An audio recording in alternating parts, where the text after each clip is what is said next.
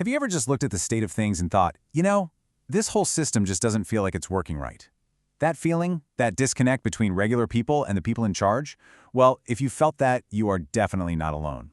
Today, we're going to dive right into that feeling and explore some pretty radical ideas for how we could do things differently. And look, this isn't just a vague feeling. We've got the data to back it up. According to the Journal of Democracy, a whopping 64% of people across 12 major democracies feel the system isn't working. I mean, that's nearly 2/3 of the population. That's not a small crack in the system. That's a sign that something is fundamentally off. And this has been a long time coming. Just look at this chart.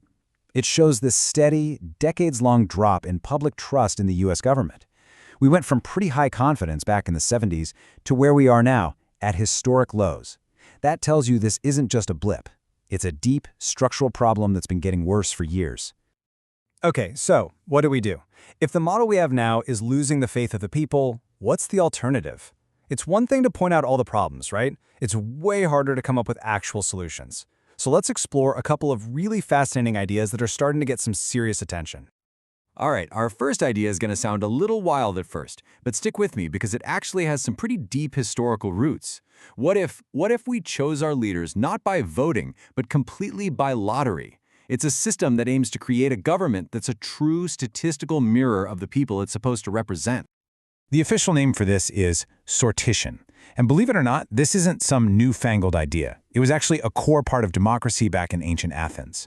See, the Athenians thought that elections were kind of an aristocratic thing. They tended to favor the wealthy, the famous, the well-connected.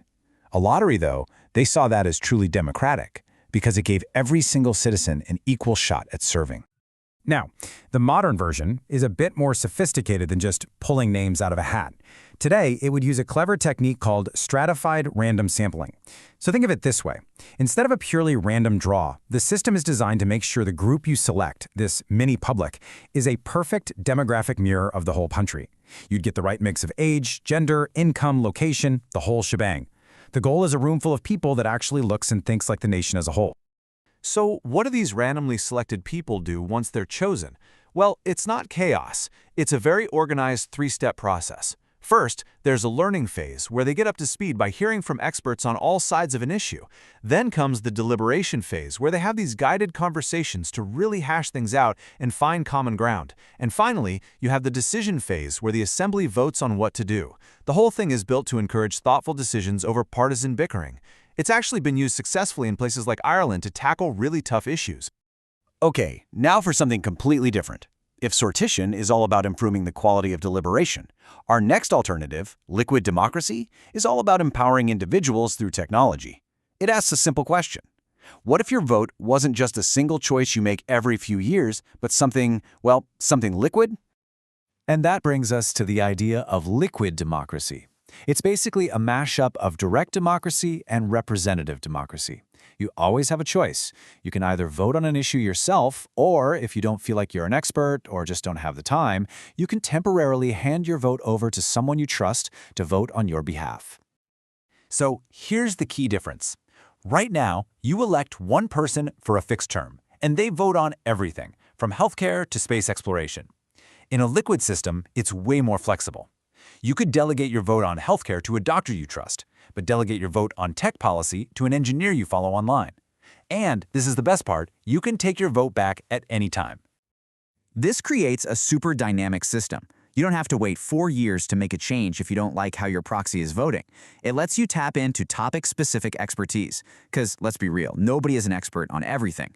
But most importantly, you're always in control. You can take back your vote and participate directly whenever you want. This isn't just theory either. Political movements in Europe have already started experimenting with this model. So these are two really powerful ideas for what a different kind of democracy could look like. But, an idea is one thing. Actually building it is another. As we lean more and more on technology, what are the real-world hurdles to creating systems for governance that are secure, that can scale, and that are truly open to everyone? First things first, this isn't some niche, futuristic fantasy. There's real money here. The market for online voting systems is projected to be worth over $736 million by 2031. That tells you that a lot of very serious people with a lot of resources are already working on the tech to make digital governance a reality. But the challenges are huge. You've basically got 3 giant hurdles to clear. First, security. You have to solve what's called the assurance paradox. How do you make a vote totally secret so no one can pressure you, but also totally verifiable so you know it was counted correctly? Second, scalability. Can your system handle millions of people trying to vote at once without crashing? And third, and this is a big one, accessibility. Because a democratic tool isn't democratic at all if some people can't use it. Let's just focus on that last point for a minute because it might be the most important one.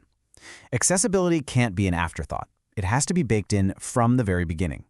A truly digital democracy has to work for absolutely everyone, especially for people who interact with technology in different ways. Let me make this real for you. Imagine you're Zheng, you're blind, and you use a screen reader to navigate the web.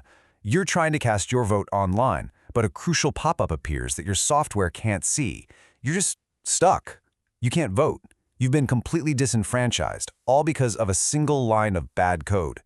That's what's at stake here. Or think about Maria. She has tendinitis, so she can't use a mouse. She relies on her keyboard to get around. But if the voting website is poorly designed and hitting the tab key makes her cursor jump randomly all over the screen, the simple act of voting becomes this incredibly frustrating maze. Real accessibility means designing for Zhang and Maria from day one. So we've looked at how deep this dissatisfaction with our current systems really goes, and we've explored two very different paths forward for the future of governance.